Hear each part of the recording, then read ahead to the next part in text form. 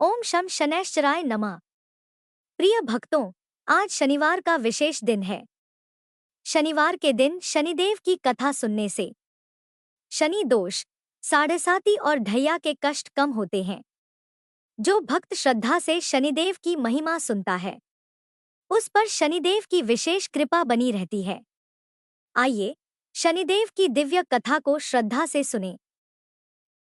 पौराणिक कथा के अनुसार एक बार स्वर्ग लोक में सबसे बड़ा कौन? इस प्रश्न पर सभी 9 ग्रहों में वाद विवाद हो गया। सभी ग्रह एक दूसरे से कहने लगे कि मैं सबसे बड़ा, और इस पर विवाद इतना बढ़ गया कि परस्पर भयंकर युद्ध की स्थिति जैसी बन गई। कोई हल ना निकलता देखकर सभी 9 ग्रहों के देवता देवराज इंद्र पास जा पहुंचे और कहने लगे, हे देवराज, अब तो आपको ही निर्णय करना होगा कि हम में से सबसे बड़ा कौन है। देवताओं का प्रश्न सुनकर देवराज इंद्र भी उलझन में पड़ गए। तब देवराज इंद्र कहने लगे, हे नवग्रहों, आपके प्रश्न ने तो मुझे भी उलझन में डाल दिया है। मैं इस प्रश्न का उत्तर देने में असमर्थ हूँ। हम सभी पृथ्वी लोक में उज्जैनी नगरी में राजा विक्रमादित्य के पास चलते हैं। इस प्रकार देवराज सहित सभी नवग्रहों के देवता उज्जैनी नगरी में जा पहुंचे। महल में पहुंचकर जब देवताओं ने उनसे अपना प्रश्न पूछा, तब राजा विक्रमादित्य भी कुछ देर के लिए परेशान हो उठे, क्योंकि सभी देवता गण अपनी अपनी शक्तियों के कारण महान थे। सभी नवग्रहों में से किसी भी एक को छोटा या बड़ा कह देने से उनके क्रोध का शिकार होना पड़ सकता था। अचानक राजा विक्रमादित्य को एक उपाय सूझा, क्योंकि राजा विक्रमादित्य को न्याय के लिए जाना जाता था। इसलिए उन्होंने न्याय करने के लिए विभिन्न धातुओं अर्थात स्वर्ण, रजत, कांसा, ताम्र, शीशा, रांगा, जस्ता, अभ्रक और लोहे के 9 आसन बनवाए। धातुओं के गुणों अनुसार सभी आसनों को एक दूसरे के पीछे रखवाकर उन्होंने सभी देवता गणों को अपने अपने सिंहासन पर बैठने के लिए कहा। देवताओं बैठने के बाद राजा विक्रमादित्य ने कहा, आपका निर्णय तो स्वयं हो गया। जो सबसे पहले सिंहासन पर विराजमान है वही सबसे बड़ा है।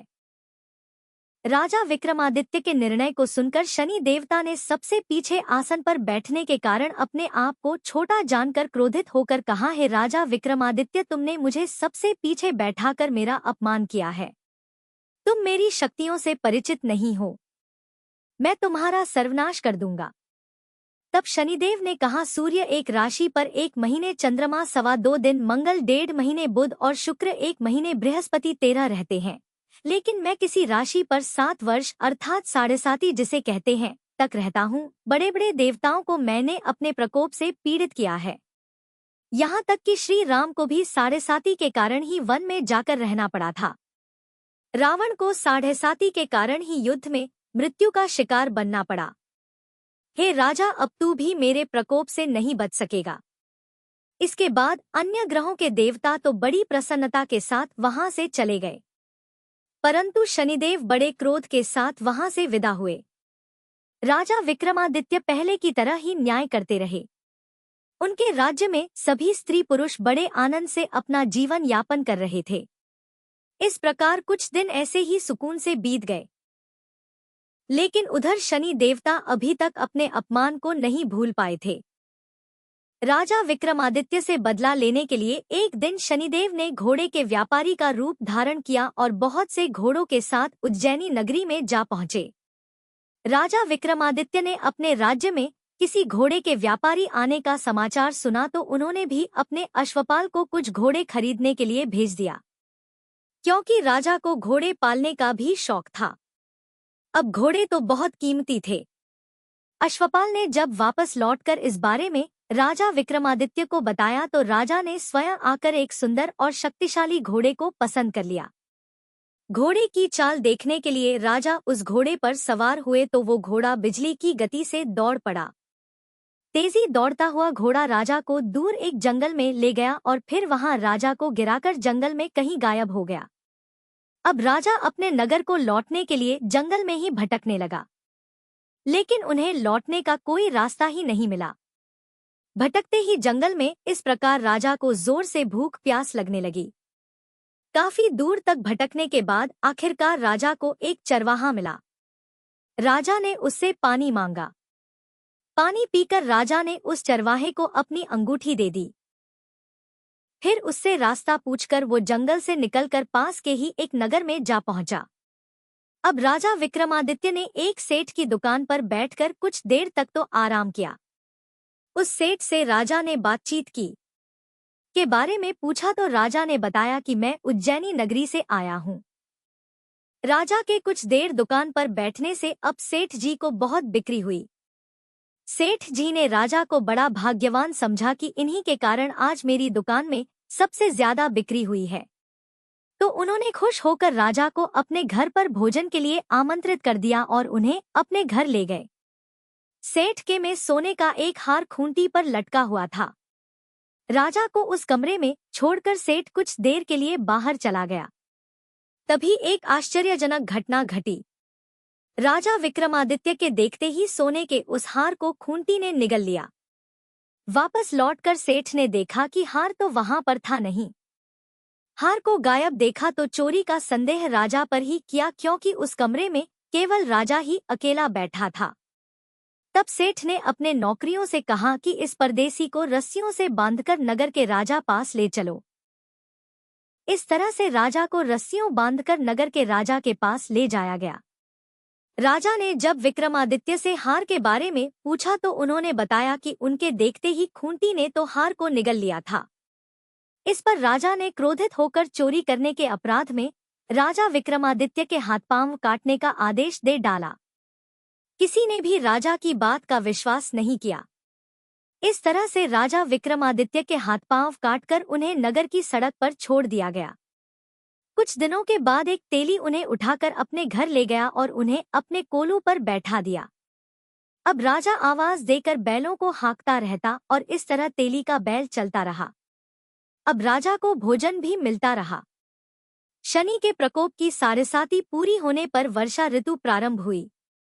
अब एक दिन राजा विक्रमादित्य रात को मेघ मल्हार गा रहे थे कि तभी नगर के राजा की लड़की राजकुमारी मोहिनी रथ पर सवार होकर उस तेली के घर पास से गुजरी।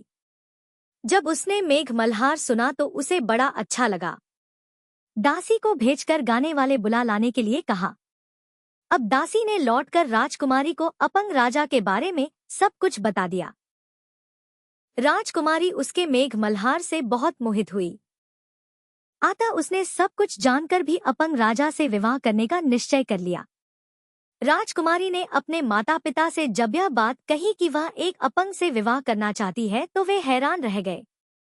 रानी ने मोहिनी को समझाया, बेटी तेरे भाग्य में तो किसी राजा की रानी को ना लिखा है, फिर तू उस अपंग से विवाह करके अपने पांव पर कुल्हाड़ी क्यों मार रही है। लेकिन राजकुमारी ने अपनी जिद नहीं छोड़ी। जीत पूरी कराने के लिए उसने भोजन करना छोड़ दिया और अपने प्राण त्याग देने का निश्चय कर लिया। आखिरकार राजा और रानी को विवश होकर अपंग विक्रमादित्य से अपनी राजकुमारी का विवाह करना ही पड़ा। के बाद राजा विक्रमादित्य और राजकुमारी उसी तेली के घर में रहने लगे। उसी रात स्वप्न में शनिदेव ने राजा से कहा, हे राजा, तुमने मेरा प्रकोप देख लिया। मैंने तुम्हें अपने अपमान का दंड दिया है। इस प्रकार राजा ने शनिदेव से क्षमा करने को कहा और प्रार्थना करते हुए कहने लगे, हे शनिदेव, आपने जितना दुख मुझे दिया है किसी और को कभी मत देना। तब शनिदेव ने कुछ सोचकर कहा, हे राजा, मैं तुम्हारी प्रार्थना स्वीकार करता हूँ।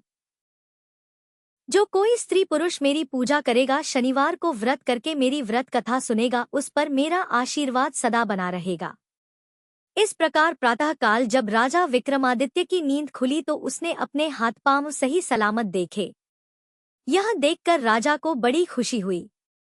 उसने मन ही शनिदेव को प्रणाम किया। राजकुमारी भी राजा के हाथ पांव सही सलामत देखकर आश्चर्य में डूब गई। तब राजा विक्रमादित्य ने अपना असली परिचय देते हुए शनिदेव के प्रकोप की सारी कहानी रानी को कह सुनाई। सेठ जब इस बात का पता चला तो वह दौड़ा दौड़ा तेली के घर पहुंच गया।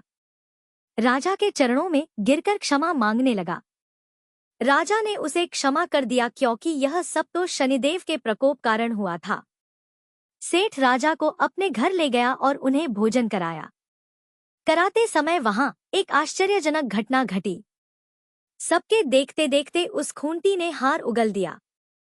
यह देखकर सेठ बड़ा प्रसन्न हुआ और ने अपनी बेटी का विवाह भी राजा के साथ कर दिया। बहुत सारे स्वर्ण आभूषण और धन आदि देकर राजा को अपनी बेटी के साथ विदा कर दिया। अब राजा विक्रमादित्य राजकुमारी मोहिनी और सेठ की बेटी के साथ उज्जैनी नगरी में पहुंचे तो नगर वासियों ने बड़ी खुशी से उनका स्वागत किया। अगले दिन राजा विक्रमादित्य ने पूरे राज्य में घोषणा करा दी कि शनिदेव सभी देवों में सर्वश्रेष्ठ हैं। इसलिए हर स्त्री और पुरुष शनिवार को उनका व्रत करें और कथा अवश्य सुनें। राजा विक्रमादित्य की घोषणा से शनिदेव बड़े प्रसन्न हुए। शनिवार का व्रत करने और व्रत कथा सुनने के कारण सभी लोगों की मनोकामनाएं शनिदेव की कृपा से पूरी होने लगी। सभी लोग बड़े आनंद पूर्वक रहने लगे। बोलिए शनि देवता की जय। यही थी आज की कथा। यदि आपको यह वीडियो अच्छा लगा हो तो कृपया वीडियो को लाइक करें, अपने मित्रों और परिवारजनों के साथ साझा करें और ऐसे ही धार्मिक वीडियो के लिए चैनल को सब्सक्राइब करना न भूलें। हरे कृष्णा।